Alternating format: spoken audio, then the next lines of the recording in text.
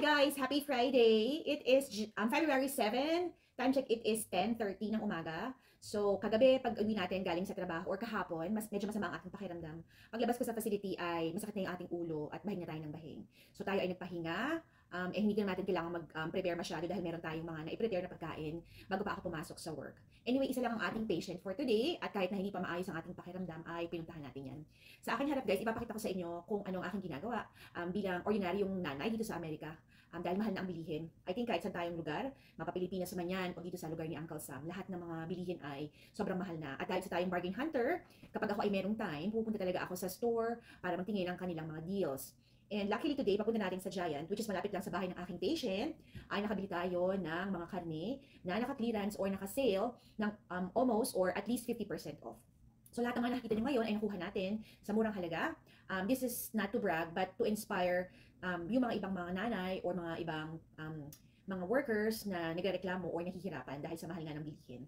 So ang ating ini-aim palagi is makapag-save tayo ng kahit anong halaga dahil kapag meron tayong na-isi-save or na-itatabi na halaga, ay mas marami tayong pwedeng bilihin para sa ating family, lalo na sa ating mga anak. So dahil meron tayong dalawang teenagers na laging gutom, importante sa atin na lagi tayong merong maihain sa hapagkainan. Papakita ko sa inyo guys, itong ating mga nabili for today. Ito ay pork chop. Meron tayong 2, 4, 6, 8, 10, 12. Sa 12 pieces na pack na ito, ang original price niyan ay nagkakahalaga ng $14.40. Kung makikita nyo guys, ay naka-specials yan. Nabili natin itong isang pack na ito sa halagang $7.20. Ito guys ay paborito ni ate. Si JJ more on ribeye steak siya. Si ate naman ay ma-pork. Si Bunso ay ma-beef. Maliban pa dyan guys, meron din tayong nabili na maliit na pack ng pork chop, center cut thin. Ito ay boneless na.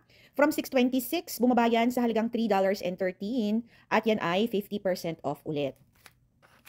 Meron din tayo ditong pork premium reserve. Ito naman ay may buto. So ito guys ay nabili din natin for 50% off. Ang original price niya ay $5.07. Bumaba yan ng $4.88 guys. And then today, naka-special siya for $2.53. Ito ay pork chop din, pero makapal ang kanyang cut. So, ayan guys. At kung nagtatanong kayo, bakit nila yan i-clearance or naka-specials, dahil meron po silang dumating na bagong stocks. So, ito guys ay minark down today, which is Feb 7. So, meron tayo ditong boneless. Ito naman ay merong buto. So, sa ating merong bones, bumili tayo ng 3 or 4 na piraso. Perfect ito para sa atin dahil kapag weekend guys, tayo ay nag-grill or luluto ng steak or pork chop sa ating cast iron. So this one naman is from $4.90 down to $4.72. Today, naka-markdown niya ng $2.45.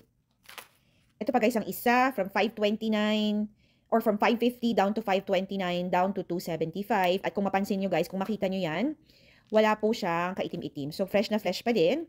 So ang gagawin natin dito, lagyan natin ito sa freezer bag at lagyan natin ng tanda or date para alam natin kung kailan natin nabili at kung kailan natin dapat siyang lutuin. So, within the past week, hindi tayo nag-grocery dahil hindi na natin kailangan. Naubusan na din tayo ng grocery or ng karne sa ating freezer, kaya perfect na perfect ito. This one naman is from $4.69 down to $4.52, down to $2.34, and ay naka 50% off din. Feeling ko guys, ako ay nag-online selling ng karne, pero hindi po. Ito ay for personal consumption lang. Ito guys ay medyo mahal. May kamahalan talaga because this is ribeye boneless steak. Ito ang pinakapaboritong kainin ng ating swimmer kapag weekend. So, pinapakain natin siya nito once every 2 weeks. So, dahil naman siya naman ay very active sa kanyang paglalangoy, pinagbibigyan natin yan. Kung tutuusin guys, mas mura pa din kung tayo ay magluluto sa bahay kaysa kakain sa labas. At dahil madalang kaming kumain sa labas ng aking pamilya, bumibili tayo ng mga gusto nilang pagkain. So, ang kadalasang presyo ng ribeye steak, ang isang ganitong cut guys, ay nagkakahalaga ng $19.39. Yan ay 50% off na nakuha natin for $9.69. And then, meron pa tayo ditong dalawang ribeye. This one naman guys is from $17.19 down to $8.59. Again, 50% off. And lastly, meron pa tayong isang malaking chunk or malaking cut ng ribeye steak. This one is from $23.99 down to $11.99. Okay guys, so ito na ang ating grocery haul and bargain hunt for today. Like I said, I'm sharing this because hindi tayo nagfe-flex. Kung hindi, pinapakita ko sa inyo na kahit tayo ay kumikita ng dollar dito sa Amerika, hindi ibig sabihin yan ay tayo ay palasak ng gumastos ng ating pangkabuhayan. So like I said, sa mga videos ko nung nakaraan, kung kayo ay matagal ko ng followers, kapag tayo ay nasa store, ang ating ini-aim ay makatipid ng kahit anong halaga. So collectively, ito guys ay nakuha natin sa napakamurang presyo. Kung bibilihin natin ito ng full price, baka 1/4 lang or kalahati lang ng ating grocery haul ang ating mabili at maihain sa ating pamilya. So kaya natin na-afford na bumili ng mga ganitong karne na medyo mamahalin, ay yan ay nabibili natin sa discounted price. So ang ating mga anak naman ay very active. Sila ay hindi naman napapabayaan ang kanilang pag-aaral. Wala naman silang hinihiling guys. Wala silang pinapabili sa amin ni tatay. Kung hindi, pag nag-request sila ng pagkain, yan talaga ibinibigay natin. At talagang malaki pa rin ang matitipid dahil pagkakain ka sa labas guys, siguro yung kalahati nitong steak na to, pag in-order mo ay nasa 25 to 20 to $25 ang presyo nito. At dahil tayo naman ay mahilig magluto, at mahilig tayong mag-bake, so pinagbibigyan natin ang mga kahilingan, mga gustong pagkain ng ating anak.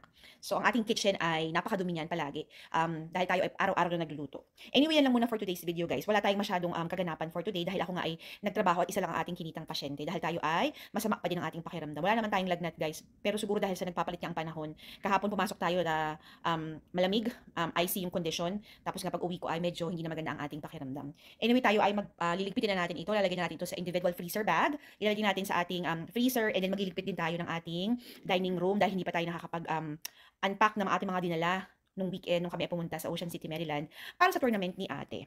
Okay guys, maraming salamat. Gusto kong i-take ang opportunity na ito para magpasalamat sa lahat ng mga sumusuporta sa akin dito sa Facebook world, lalong-lalo na sa mga tumatapos ng ating mga long form videos, ang mga nagpapadala ng tala at nag-share ng ating mga reels and long form.